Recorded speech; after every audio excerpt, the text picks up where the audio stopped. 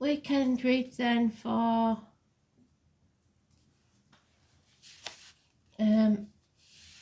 weekend of the 25th.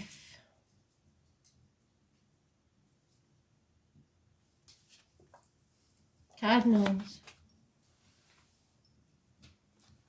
So Aries, don't forget to wait till the end because it's single and collective read at the end.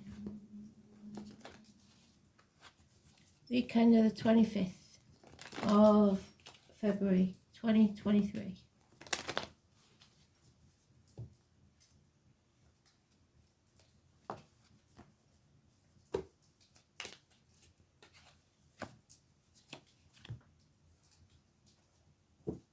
Cancer.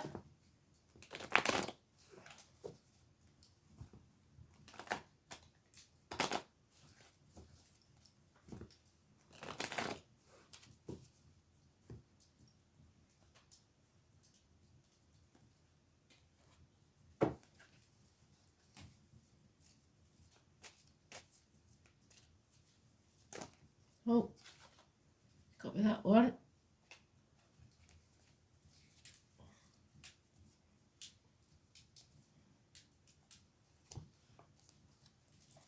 Libra.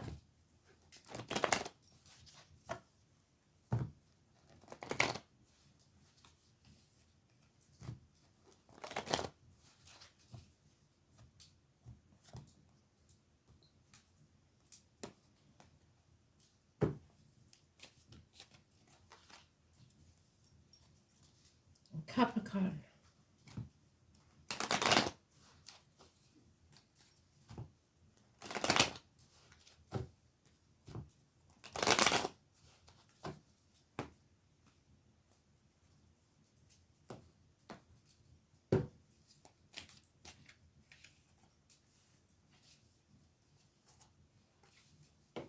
Aries then.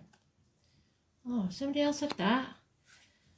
So, standing up for yourself, competition, conflict, don't back away from it.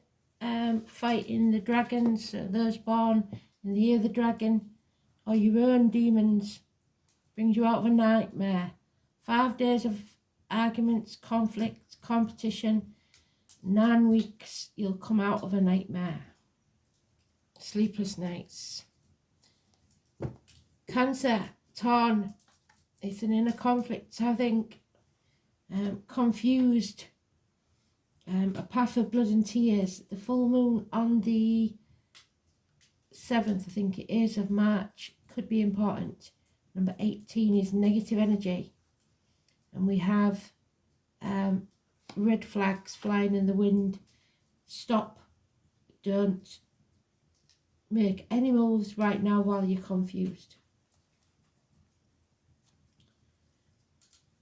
So, Libra, for you, this is a bond that can't be broken.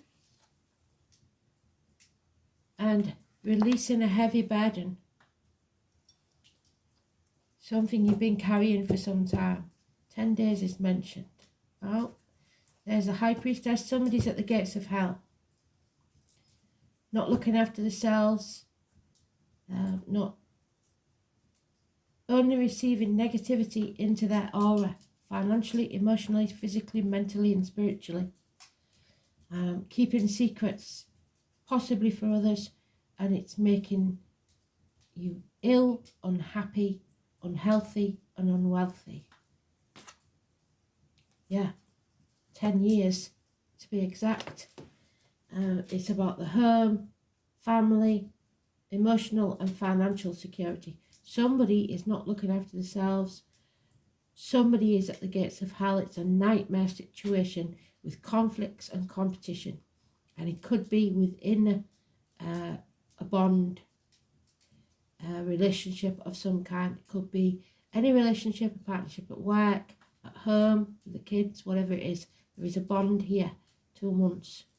It's 9 weeks, 10 days, and the burden will be lifted. 229, 18, negative energy, remember that. So,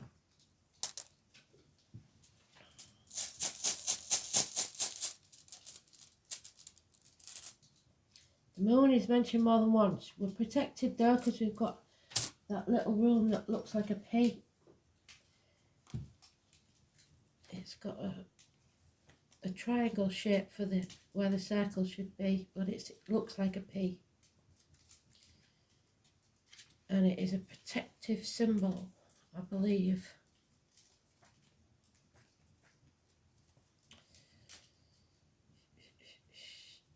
It's Wunjo, happy endings. So whatever happens, this will be a happy ending.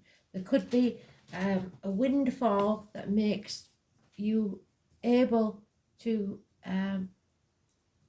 sort this issue out. The virtuous wife.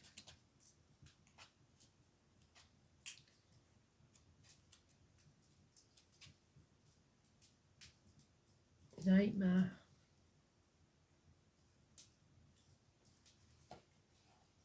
So what's this about?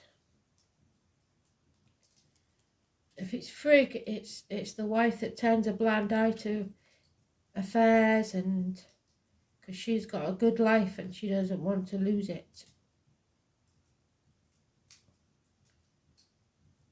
So she will play the martyr or the victim to keep the finances, which isn't good, is it?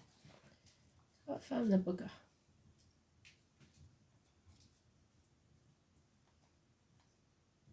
Each to their own, but it wouldn't be my, yeah, it seems to be about marriages, relationships of all kinds. So it isn't in the upright or the inverted, so I'll read you both. It is either absolute love, the arrival of good news, an excellent turn of fortune, and the establishment of a happy home. Fulfilling life, or at the very least a period when everything will go your way. Well, this suggests not, so I think we need to be reading the inverted one. But I will, some of you it'll be different, but certainly Aries, Cancer, and I would say Capricorn. Libra, you seem to be getting the best deal, so I'll read that for you for Libra. Not only relationships of emotional nature, but those connected with business too. Firm friendships and mutually advantageous arrangements are under the auspice of this room. But it is in the realm of love that one jewel truly shines. If you're unattached, someone attractive is likely to suddenly walk in. Tradition states that this person is likely to be pale-skinned or fair-haired, but we must remember that these characteristics were the ancient Norse measure of beauty, and that they did not live in a multicultural society. Artistic or other creative ventures will be successful, and you may receive news from a distance, probably from a man who has journeyed over water. In health terms, some tender loving care will pay off, and that recovery is likely. However, for the rest of us, I think the inverted meaning, trust becomes an issue. Prospective partners may not be all they seem, so don't give your heart too readily. In business too, beware of double dealing and don't take anything at face value. If at all possible, delay making far-reaching judgments. There it is, the red flags. Stop what you're doing, as you will not have all the facts. Tradition says that you have an emotional worry. You should delay your decision making. There we are, for 3 months. If the troublesome factor is in business, put off any action for 3 days. I don't think 3 days is going to cut it with this. The least we've got is 5. So 5 days. Things will slow down for a while and you may become despondent about your prospects. So stop what you're doing, because whatever it is, you have to wait.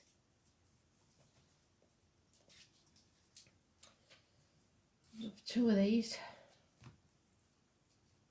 So we're not sure of all the facts, so don't be going and acting in haste. because you repent. So it could be from 5 days to 9 weeks. But this is a big amount of money and an issue, possibly between two homes, two houses.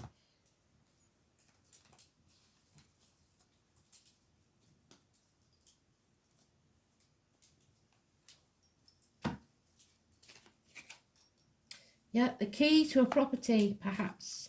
The master number 33, so it's a new home, a new car, a new business, perhaps. But the key to someone's heart or property is communications, possibly via the internet. It's burning the candle at both ends, but it is putting the effort in. And having to stand up and defend yourself in a situation. Defend what's yours. 23 and 33. So the mice could be trouble. Some sort of something destroying your foundations of your business, relationship, or whatever it is. So just watch out for that. And they're telling me somebody thinks they are the big cheese. There's a big cheese there with the mice, but somebody thinks they're the big cheese, and it's going to cause a lot of trouble. They think they're all that in a bag of chips. So keys are important. You need to get grounded. It's time to get out into nature, even if it's just potting a plant up for your house. You need to get your hands in the mud, in the earth, and put your feet on the ground. The 66 is important. Go back to basics is what they're saying. Empaths are highly sensitive and connect with nature. You're being called to get grounded, to ensure that your luminous field is clear, because it's not with a high priestess like that. She's at the gates of hell. If you are not grounded, it is all too easy to get swept up in other people's energy and mistake it for yours. Other people's feelings and their thoughts, their opinions are not yours. Your boundaries will become blurred as you're absorbing the energies around you and struggling to define what's your stuff and what's theirs. So there could be arguments over property. If you pulled this card, you are very likely an empath or highly sensitive person and need time alone to fill up your well, balance your energy and get grounded. So stop what you're doing and start looking after yourself. There are two types of people, the givers and the takers. Those who draw their energy from others and those who take their energy from within. Reflect on which one you are and carve out time every day to ensure your well is being replenished. Being sensitive is a superpower, but like all powers, it needs to be nurtured in order to be fulfilled. It's easy to get swept up in the high frequency energy that is swirling around the planet at this time. The quickest and most effective way of cleaning all of this from your field is to ground yourself by connecting with Mother Earth. There are many ways to get grounded. One of the most powerful ones to practice is earthing, by connecting to the power of Mother Earth. Spend time in nature, put your hands on a tree. Your palms are extensions of your heart. Or walk barefoot in the earth. Do something to get grounded and connect with the earth. So back to basics. Get grounded. Get out into nature if you can. Thanks for listening.